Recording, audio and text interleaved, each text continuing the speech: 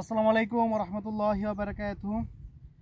আজকে আমাদের যত পেরেশানি, যত সমস্যা, সমস্ত কিছু রিজিক নিয়ে, হতাশা, ফিউচার নিয়ে আমাদের যত সমস্যা, আমরা ভবিষ্যতে কি করব, কোথায় থাকবো, কোথায় খাবো, কি করব, এইগুলো নিয়ে আমরা যতটা চিন্তিত হই মানে বলার বাহিরে।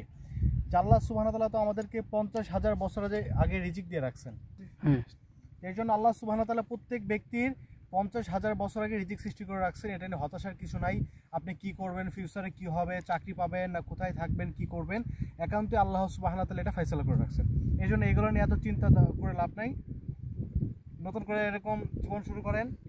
নতুন বছর আসছে, নতুন 2024 চলতেছে, এই মাসটা শেষের দিকে, ফেব্রুয়ারি শুরু হচ্ছে। সো এর জন্য আপনাদেরকে বলবো দোয়া করেন আল্লাহ তাআলার কাছে, আল্লাহ তাআলা তাকদীরকে এরকম পরিবর্তন করে দেয়। আর ইনশাআল্লাহ আল্লাহ তাআলা সারা পৃথিবীর মধ্যে রিজিককে ছিটায় দেয়, যাতে আপনারা এরকম সফর করতে পারেন, ঘুরতে পারেন। এর জন্য সকলকে দোয়া করি।